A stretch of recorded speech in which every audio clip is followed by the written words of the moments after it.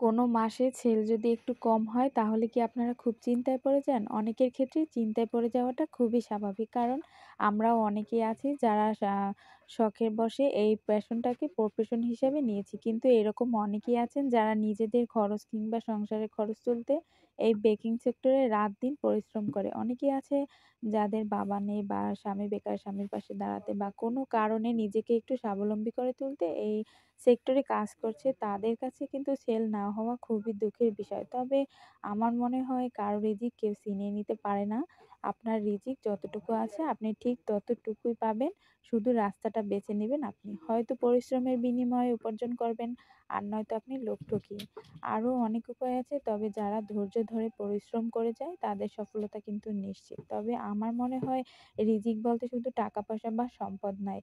এর চেয়ে উত্তম রিজিক হলো ভালো একটা পরিবার, ভালো একটা জীবনসঙ্গী, ভালো একটা সুস্বাস্থ্য, পজিটিভ কিছু আত্মীয়স্বজন।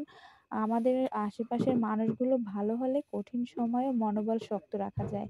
একটু কম সেল হলেই হতেই পারে কিন্তু ভালোবাসার মানুষগুলোর আশ্বাসে অনেক বেশি ধৈর্য রাখা যায়। কিন্তু খুব টাকা থাকার পরেও কিছু মানুষের মুখের কথায় যদি আপনি স্বাভাবিক প্রশান্তি হারিয়ে ফেলেন, এর চেয়ে কষ্টের আর কিছুই নেই। কারণ মানুষের কথার আঘাত শুধুমাত্র যে শুনে সেই ভাবে, অন্য কাউকে বলে বোঝানো যাবে না। বোঝানো সম্ভবও না। তাই আমাদের একটু বুঝে শুনে নির্বাচন করতে হবে আমরা কাদের সাথে মিশছি, কাদের সাথে চলাফেরা করছি। তো টাকা-পয়সা যেমন রিজিকের অংশ, তেমন আমাদের সম্পর্কগুলোও রিজিকের অংশ।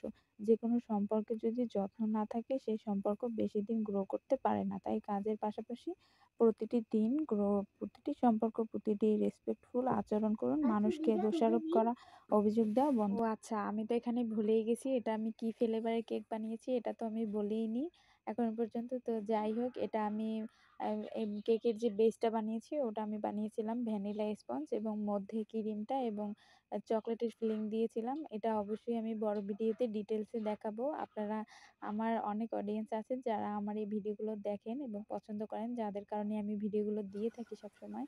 তো যাই হোক, আমি এখানে কেকের ফুল ভিডিও দেখাতে পারিনি। যাই হোক, সময়ের অপেক্ষায় থাকবেন ইনশাআল্লাহ। আমিও সময়ের কারণে দেখাতে পারি না। ইনশাআল্লাহ তারপরও দেখাবো, চেষ্টা করব ইনশাআল্লাহ।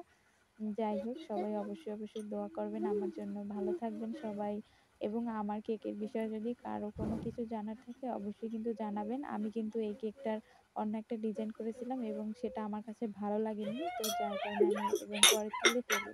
এটা অনেক ঝামেলায় পড়ে যাই। কেকটা ১ম অনেক সুন্দর হয়েছিল ফিনিশিংটা। লাস্টে কেকটা অনেক সময় বাহিরে থাকার কারণে একদমই ফিনিশিংটা নষ্ট হয়ে যায়। কিছুই করার ছিল না আমার কাছে। তো ভালো থাকবেন সবাই। আল্লাহ হাফেজ। অনেক দোয়া রইল সবার জন্য।